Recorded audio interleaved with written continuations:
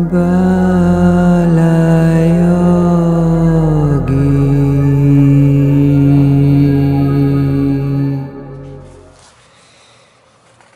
a donné 18 stances, et je vais vous lire celle-là. Si dans le monde un seul soleil est si lumineux, de quelle extraordinaire brillance doit être Dieu, qui est comme des milliards de soleils, alors que dans le monde des gens possèdent tant d'intelligence et sont si sages, de quelle intensité d'intelligence et de sagesse doit être Dieu? N'est-il pas notre Père? Pourquoi ne le vénérons-nous pas davantage?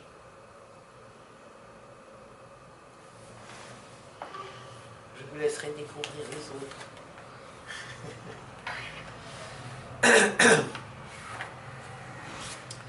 Et donc, en gardant les vaches,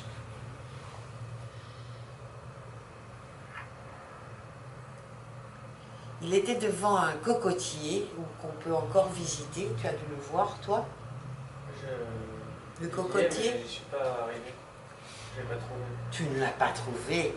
Ah, ça c'est dommage, parce que c'est vraiment tout près.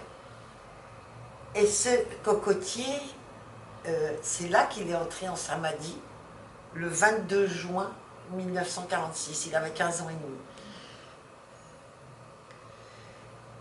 Et cet endroit, la dernière fois que j'y étais, je regarde et je dis, ça c'est une Kundalini qui est complètement montée.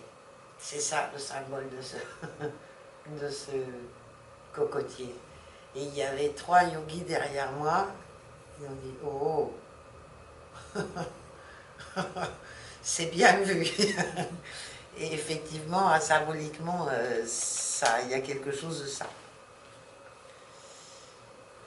Donc, comme je vous ai dit, son petit frère, parce que donc la maman est morte quand il avait 3 ans, donc le père s'est remarié avec une autre femme, et qui a eu, elle, 3 fils et une fille.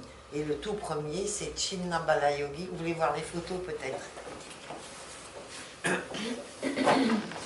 Alors là, vous voyez Balayogi, peut-être je vais couper, hein.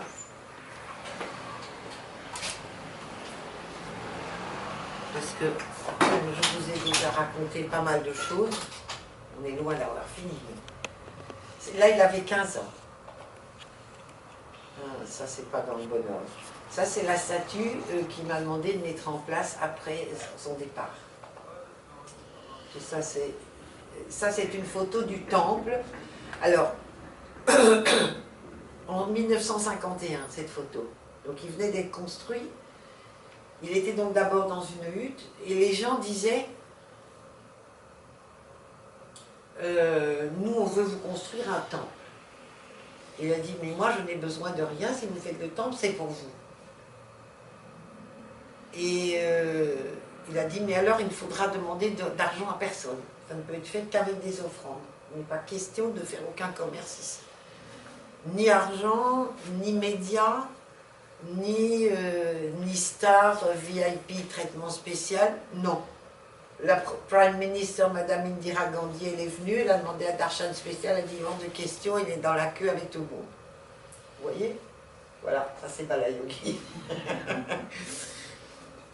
et donc voilà le fameux temple qu'ils ont construit avec l'argent des dévots. Et donc là, il était enfermé dans cette pièce-là, tout allait par 14.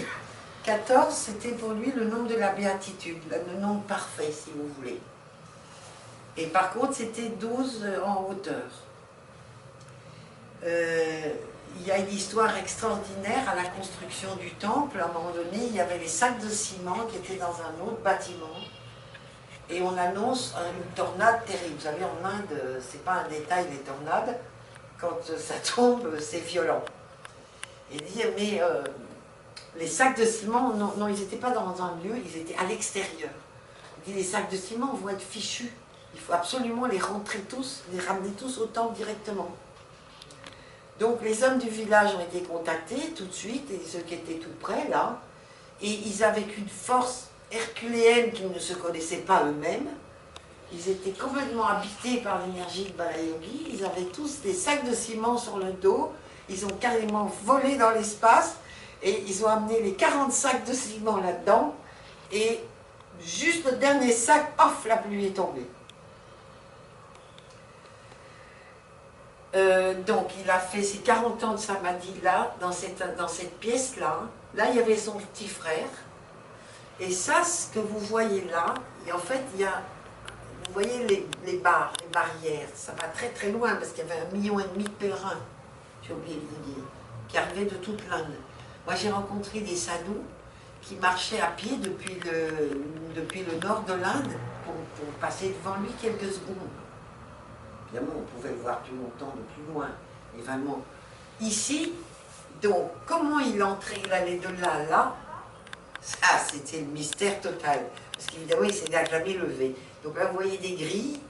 Donc, à un moment donné, je vous raconterai après le dernier darshan, mais quand il était là pour donner le darshan, il ouvrait les portes, les grilles, et puis des volets. Derrière les grilles, il y a des volets. Et là, il apparaissait. Et ici, la queue, in the queue is so long. Il y a des marches ici, on monte, on passait devant lui, on redescendait, et après on allait voir le petit frère là-bas. Avec un service de police qui régulait tout ça. C'était très tranquille, hein, c'était pas une police. Vous voyez ce que je veux dire? Non, c'était juste pour réguler la foule, et il n'y avait jamais de problème. Jamais j'ai vu un problème. C'était très tranquille, les gens étaient très tranquilles.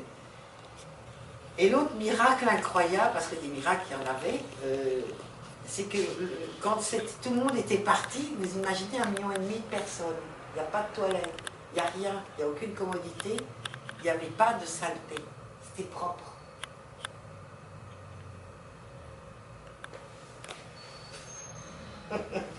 Voilà.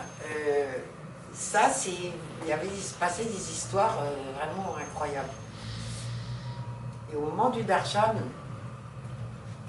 c'était pas tranquille comme ça, hein. Vous imaginez, c'était noir de monde. Ça, c'est le fameux puits dont je vous ai parlé.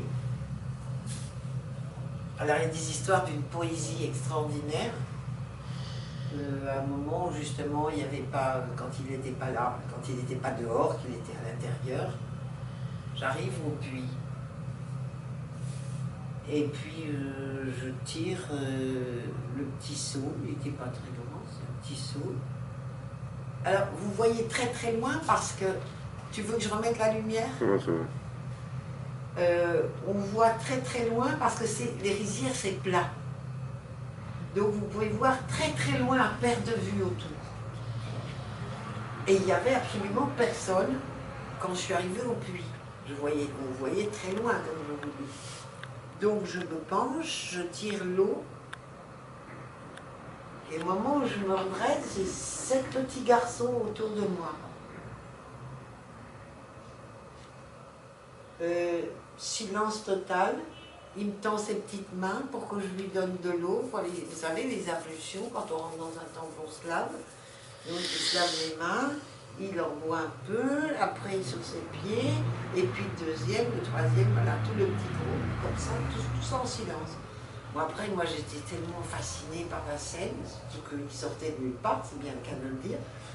Donc j'attendais, j'étais aux aguets de ce qu'ils voulaient après. Donc ils se sont dirigés vers le temple, donc d'ici, entrée, il y a plusieurs entrées, je crois que c'était ouvert ici. Donc ils sont entrés, et en bas, là vous ne voyez pas, mais derrière, il y a un petit muret avec une petite statue de Krishna, une petite vache, de la poudre sacrée. Vous savez qu'en Inde, il y a avec les 3 doigts, les cendres de Shiva, ça symbolise la pureté de l'esprit en fait.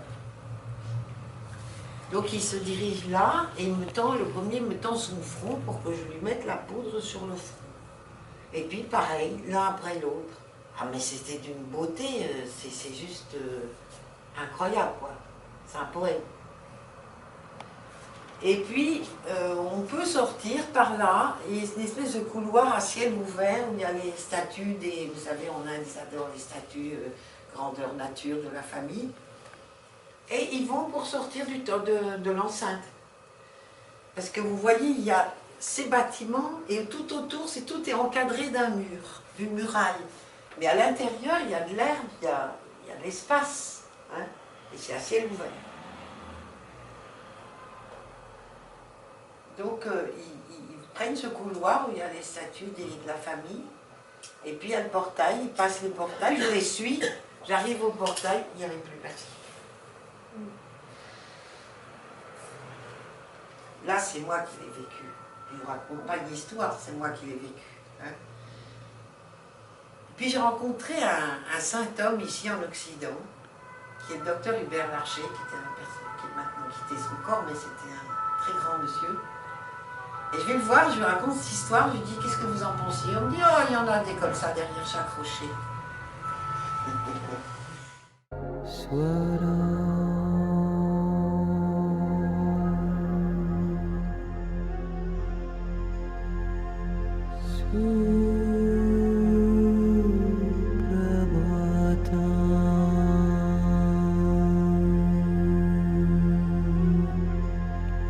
Ma